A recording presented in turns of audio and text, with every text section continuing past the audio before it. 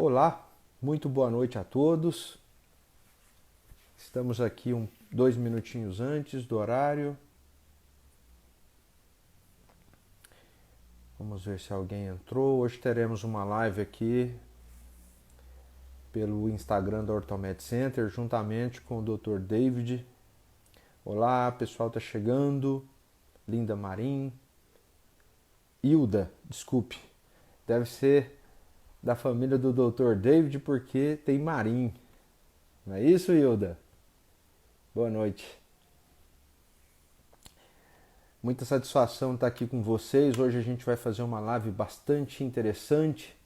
Uma live que vamos falar de fraturas, de complicações e de tratamentos que a gente tem feito, o Dr. David tem feito na Orthomed Center.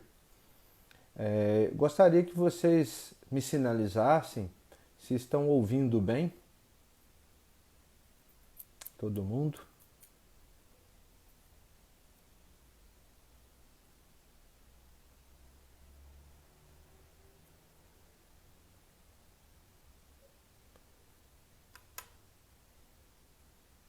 Daniela enviou uma solicitação. Tá ouvindo bem, Natália? Minha esposa.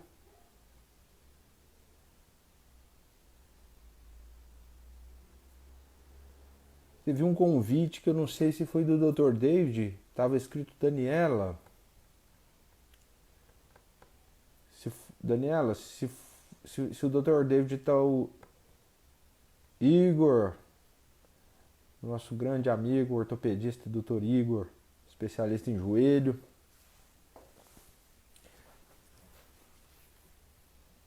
Boa noite a todos. A gente está esperando o Dr. David entrar para a gente começar a nossa live. Muito bom. Deixa eu ver uma coisa aqui. Daniela, 1984, enviou uma solicitação para participar ao vivo. Seria você, David, usando esse Instagram?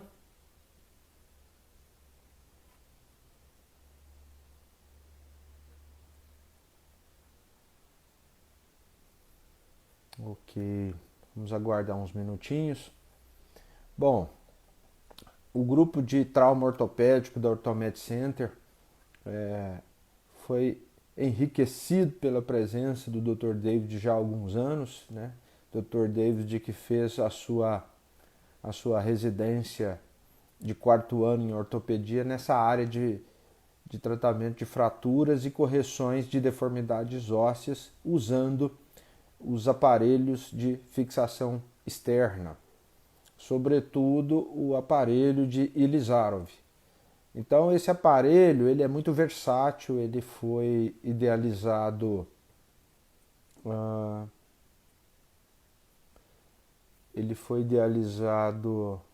vamos ver aqui,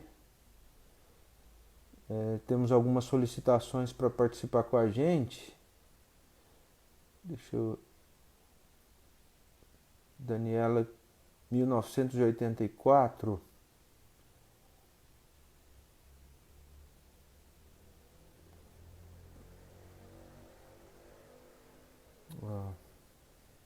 Só um minutinho que a gente está esperando o Dr. David chegar. Pessoal, eu confesso que eu estou um pouco em dúvida, porque a gente teve 2 solicitações para participar da live ao vivo e não foi identificado como sendo do David. Então, se algum de vocês... Ô Marilene, seja muito bem-vinda. Você é de Uberaba, prazer em recebê-la aqui com a gente. Estamos aqui pertinho de você, tá? 100 quilômetros. E como eu ia dizendo, a Orthomed Center tem um grupo de trauma ortopédico e recebemos há algum tempo, né, essa aquisição maravilhosa que foi a vinda do Dr. David, que fez a sua subespecialização dentro da área de ortopedia e traumatologia na aplicação e no manejo de fixadores externos. A gente tem fixadores de várias formas de montagem, de material. Há então uma gama enorme de possibilidades. O Dr. David é dessa área e a gente está aguardando a chegada dele. Ele chegou. Oi, David. David, faz um convite aí para você entrar comigo. Isso, David Orton. Vamos lá.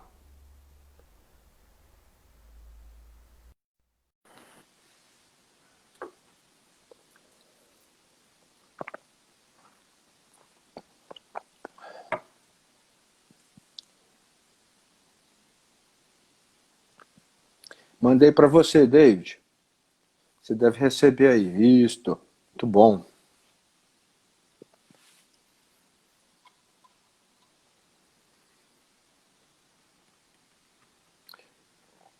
Muito bom ter você. Já estamos com 21 pessoas. Boa noite, quem está entrando agora. Hoje a nossa live aqui do Orthomed Center vai ser sobre fraturas, complicações de fraturas e tratamento utilizando que a gente tem, que é o uso de fixadores externos. Vamos novamente convidar aqui, parece que não deu certo da primeira vez. Vamos tentar mais uma vez. Do Dr. David. Opa, tá com a gente, David? Agora deu, hein, Laurence? David, vira a sua câmera no sentido vertical. Mais o contrário. Você está de cabeça para baixo. Tá. E... Perfeito.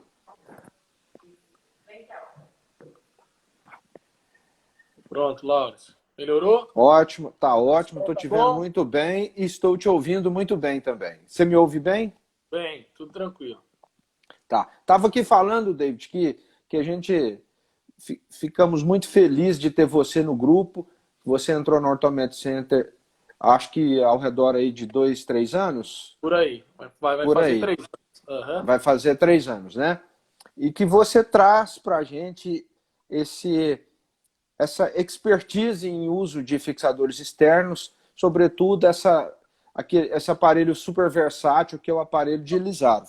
Queria que você falasse para a gente aí rapidamente, se apresentasse, contar um pouco da sua história, de onde você veio e por que você optou por essa disciplina, por esse desafio que é o uso dos fixadores externos. Joia, Laurence. Primeiro, obrigado pelo convite de estar junto comigo aqui hoje.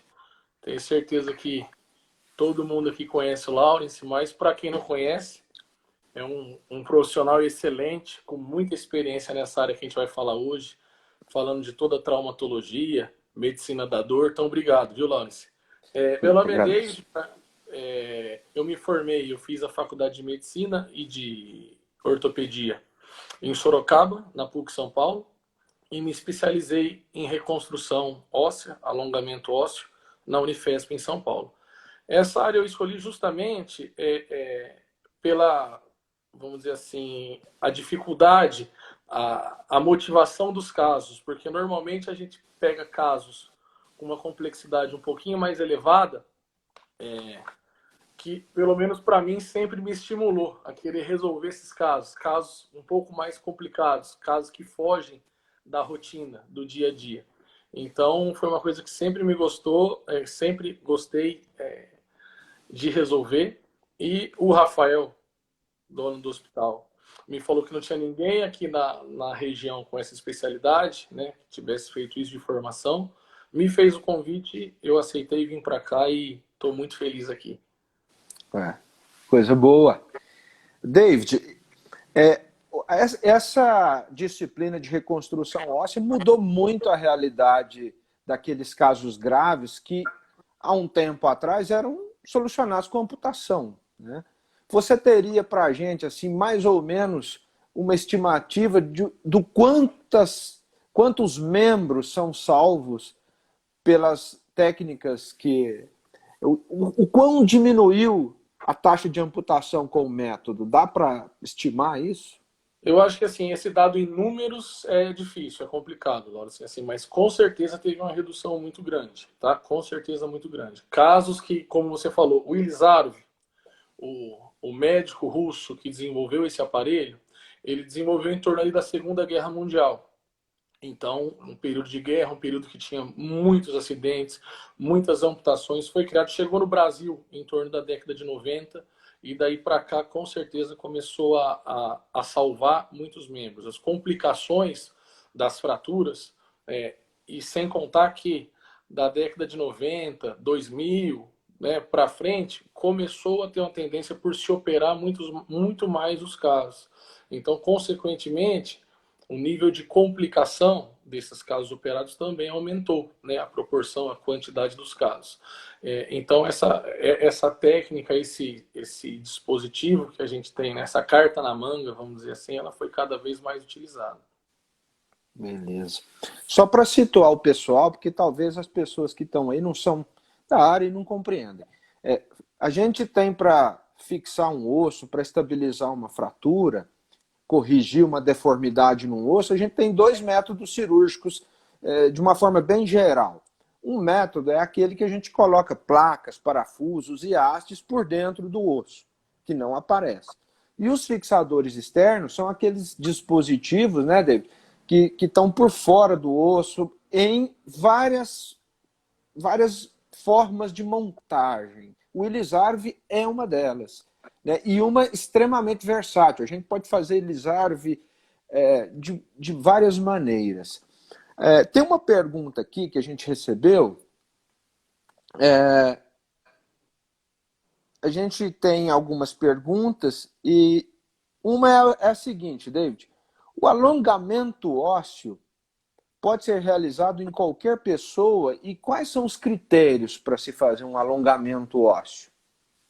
Existem, assim, basicamente dois tipos de alongamentos possíveis, Laurence. Quando a gente pensa em alguma sequela que o paciente teve, diferença entre os membros que ele tem, que precisa ser corrigida, né, para evitar que ele venha a sofrer no futuro algumas complicações, principalmente articulares, por essa anisomelia, por essa diferença do tamanho dos membros.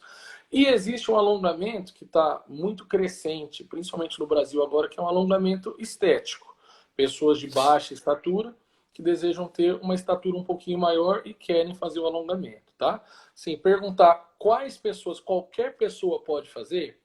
Pode, poder fazer pode. Claro que tem certos requisitos que, se a pessoa preencher, ela tem uma chance maior de sucesso, né? Um deles, um dos mais importantes, seria a idade da pessoa. A idade ideal, em torno ali 18, 20, 30 anos, é uma idade muito boa. O paciente tem uma capacidade de formação óssea muito grande. O paciente idoso tem um pouco menos, então a gente tem que ter um pouco mais de cuidado, fazer o alongamento numa velocidade um pouco mais lenta, tá? Um outro fator muito importante é o tabagismo, se a pessoa fuma ou não. Pessoa tabagista, devido à microcirculação que fica prejudicada, não forma um osso com a qualidade legal. Então, assim, tem chance de pior resultado, né? O estado nutricional da pessoa. Então, assim, são vários fatores que precisam estar reunidos para que o alongamento ósseo seja feito, tanto por estética ou para correção de alguma discrepância. Uma coisa interessante, Laura, se o alongamento ósseo ele surgiu, antigamente tinha-se o conceito que para tratar uma fratura, a gente fazia a síntese com a placa, com o parafuso, com haste, e causava compressão óssea de um fragmento com o outro.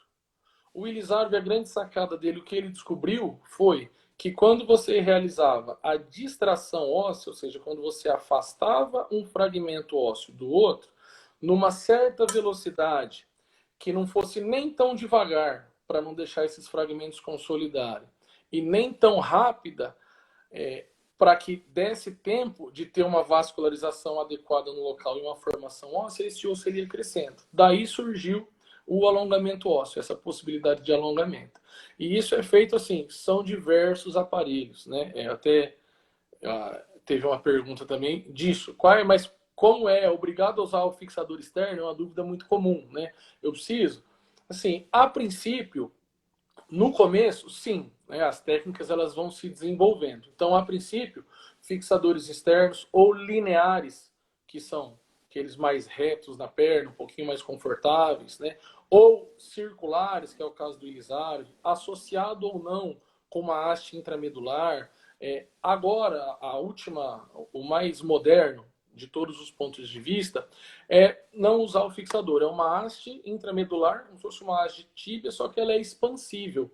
Então, vem como se fosse com um controle que o próprio paciente ele vai, de uma maneira extremamente precisa, fazendo o alongamento ósseo. Então, ele vai controlando esse alongamento até atingir, claro, respeitando os limites, a estatura ou a discrepância que ele queria corrigir no início do tratamento.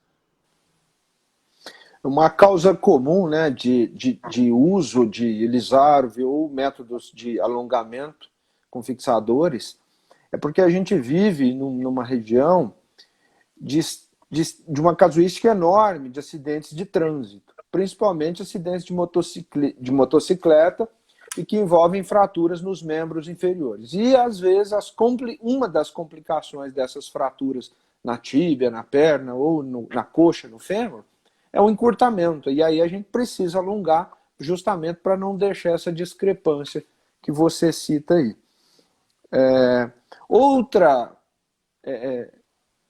Outra maneira de utilizar, ou necessidade de utilizar os fixadores externos é quando a gente tem uma complicação que é a infecciosa, né? É difícil você conseguir manter uma osteossíntese interna, placas, hastes, na vigência de osteomielite. Então o fixador aí também assume um papel importantíssimo, né, nesse tratamento. Bom, tem uma pergunta aqui que é a seguinte: qual o prazo para voltar às atividades físicas após o alongamento ósseo? Isso é uma pergunta que depende muito, Laura. Se depende de qual atividade física a pessoa está se referindo e depende principalmente também de qual aparelho ela está utilizando. Quando eu falei agora há pouco que tem alguns tipos de aparelho que você pode fazer o alongamento ósseo, o mais confortável, que o paciente mais gosta de utilizar, é o aparelho monolateral, um aparelho linear, tá, na perna. Esse aparelho ele não suporta, pelo menos aí nos primeiros 3, 4 meses de tratamento, que é quando você vai estar realmente fazendo o ajuste no aparelho, fazendo o alongamento ósseo, ele não permite que você pise, que você ande sem muletas, que você libere carga total, né? Então esse aparelho, você precisa segurar um pouquinho mais a carga, andar, atividade física, enfim.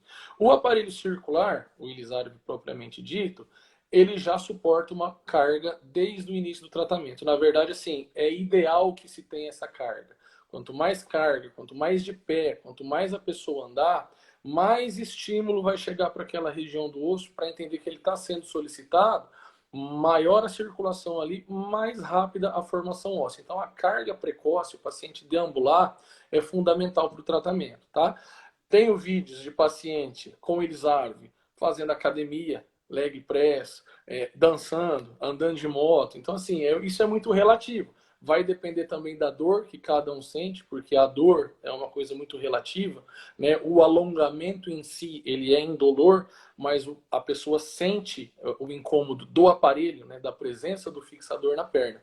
Então, assim, são alguns fatores para a gente considerar. A dor que cada paciente tem, o tipo de fixador, mas assim, o tratamento médio de um alongamento ósseo, desde que você coloca até retirar o fixador, quando a gente fala aí até uns 5 centímetros de alongamento, gira em torno de 6, 7 meses, mais ou menos. Bacana. Isso que você falou foi muito interessante. Às vezes a dor limita a descarga de peso, e por isso que é importante, às vezes, fazer um tratamento bem de perto da equipe médica para controlar essa dor, às vezes substituir pinos que começam a dar infecção, para deixar a pessoa o mais confortável possível para andar, né? Exato. Andar é fundamental. Quando o osso não recebe carga, ele entende que ele não precisa estar forte e entra em porose, e a osteoporose vai piorar ainda mais as condições, né? Fraturas fechadas, de alta energia. Já foge um pouquinho assim do esquema do fixador externo, mas ele pergunta: devo usar antibiótico terapêutico? Então, só explicando, Laura, se às vezes tem alguém ouvindo e esse termo alta energia a pessoa não entende, né? E aí a gente vai entrar lá na complexidade, na gravidade das fraturas. Então, uma das primeiras, assim, acho que a das perguntas mais comuns que a gente ouve quando a gente dá a notícia de uma fratura para um paciente é: doutor, mas é grave? Quebrou muito feio? E normalmente, assim, na cabeça dele, ele está querendo entender a parte óssea como tá, né? Se quebrou muito, se tem vários pedaços, que é um dos fatores a serem considerados. Mas, assim, para a gente classificar uma fratura como grave, não só a parte óssea é importante, né? A gente tem que analisar a parte óssea e a parte de cobertura de partes moles. As partes moles vão envolver musculatura, tendão, os vasos que vão levar o sangue ali, né, os nutrientes, as células necessárias para que ocorra a consolidação, né? Nervo, todas essas estruturas que podem ser lesadas. Então, assim, um trauma de alta energia é um acidente que normalmente não lesiona simplesmente a parte óssea, vai lesionar todas as outras estruturas que estão ali na região, né? Quanto maior a energia do trauma, né? Quanto maior há um acidente em altíssima velocidade, um esmagamento, enfim, quanto maior a energia do trauma, mais grave vai ser a fratura e maior é o risco de complicações, né? Então, talvez tenha surgido essa pergunta, falar, mas já que eu tenho então uma fratura grave, uma fratura de alta complexidade, eu já não posso prevenir uma das complicações que seria a infecção, né? Mas assim, não existe um protocolo, né? Não existe nada definido, Laurence, que a gente, você teve uma fratura, a gente vai entrar com antibiótico só porque você teve uma fratura grave, né? Não funciona assim. Diferente, por exemplo, de uma fratura exposta, porque aí sim aumenta muito o risco de infecção. Então, assim, o antibiótico profilático, preventivo, ele é bem indicado. Agora, um trauma fechado, com alta energia, né? Assim, vou entrar com antibiótico profilático, eu acho que não tem, primeiro, não tem nada científico, nenhum protocolo, e às vezes não faz tanto sentido justamente porque você pode ter lesado ali toda a circulação local, né, pela alta energia, e às vezes o antibiótico que você faz não consegue nem chegar ali onde você deseja, onde seria a sua vontade. A gente, se houver necessidade de cirurgia, e se for uma fratura fechada de alta energia, provavelmente requer cirurgia. E aí sim é de praxe fazer o antibiótico profilático, não o terapêutico, né? Porém, se o caso evoluir mal e houver alguma suspeita de infecção, o médico pode intervir, colher material e aí passar para antibiótico terapia. Muito bem. Você disse uma coisa muito importante. A saúde do músculo, a saúde das partes moles, ela é determinante no sucesso do tratamento. Por isso que as pessoas sedentárias, com massa muscular escassa, com sarcopenia, tendem a evoluir pior nas fraturas, nas lesões, nas cirurgias osteomusculares do que as pessoas que praticam Sim. atividade física. Isso é um detalhe importante, né, David? Sim. Há uma pergunta assim: prótese de quadril, falar um pouco sobre o assunto. Bom, seria um assunto para a gente dizer em outro momento com o pessoal da área do quadril. Eu fiz um ano de quadril, mas depois eu acabei me direcionando para o trauma ortopédico. Mas é um recurso terapêutico fantástico, principalmente nos casos de moderado ou avançada gravidade, nas artroses do quadril, né? Que é aquela situação onde a cartilagem que recobre ali a superfície articular sofre uma degeneração, fica roçando o osso no osso, e a artroplastia é um recurso fantástico, porque tira a dor, devolve a pessoa para a sua atividade física, para a vida do dia a dia, para andar, né? Então, é uma cirurgia muito bem indicada nesses casos. Toda deformidade tem tratamento? Quando o osso está torto, é possível corrigir com fixador? Conta a sua experiência para a gente, David. Sem dúvida. E assim, é uma das indicações do fixador externo, né? Quando a gente tem alguma deformidade óssea, a gente tem no exame físico e no exame de imagem, a gente consegue calcular quanto que é o valor em graus dessa deformidade, né? Ser angular, perna para dentro, perna para fora, né? Que a gente chama de varo, valgo no joelho, ou alguma deformidade causada por uma fratura que teve no passado e consolidou numa posição errada, né? Que no futuro, se não for corrigida, né, vai trazer uma repercussão, aí vai trazer dor. Então, assim, precisa ser corrigido o quanto antes. E o fixador ele serve para isso. Esses graus que você calcula no exame físico, no exame,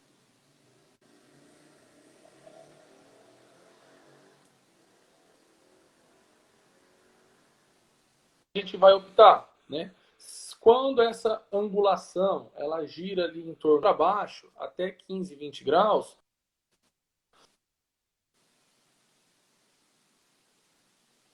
é possível que seja feito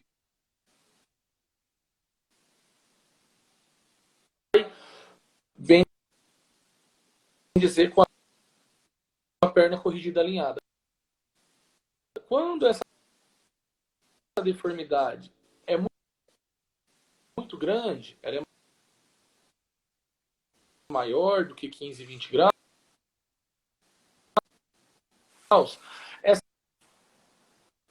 correção aguda, essa correção de uma vez só, ela fica inviável. Fica o risco de estiramento do nervo, estiramento, às vezes até a ruptura vascular. Então, e que essa correção a gente vá realizando ajuste no aparelho, em torno de 3 vezes por dia, para que seja deformidade que tem tratamento. David.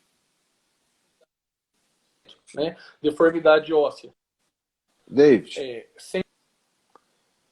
Sempre cirúrgico, né? Dependendo da angulação e do método. Fala, Laurence. Nós estamos com um probleminha no áudio, até o Felipe, boa noite, Felipe. O Felipe sinalizou aí, boa parte do que você estava falando, pelo menos para mim, cortou muita coisa. A sua fonte aí de internet está perto?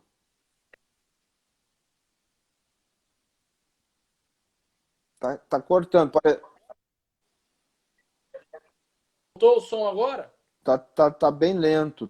Você, por exemplo, está paralisado aqui na minha tela. Você me ouve bem, sem cortes, sem interrupções? Felipe, dá um sinal aí pra gente se a minha internet está ok.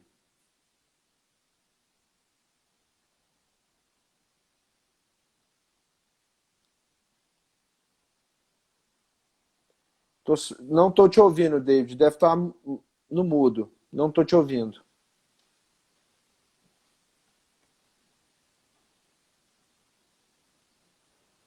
Voltou? Eu estou vendo a sua imagem, mas o seu áudio agora eu já não estou ouvindo mais, David.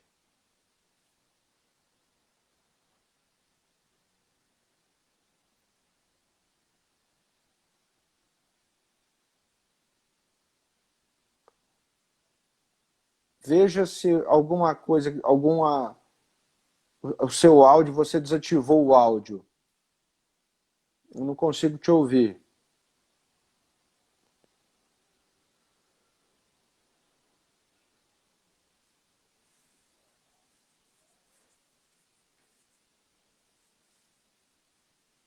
Eu acho que...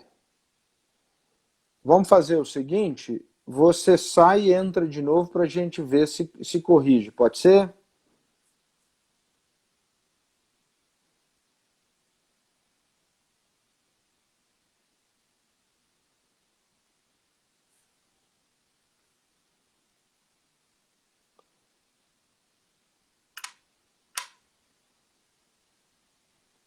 Não consigo ouvir, tá? Eu vou encerrar e vou reiniciar a live, ok? Tudo bem, pessoal? E aí vocês acompanham. Só um minuto.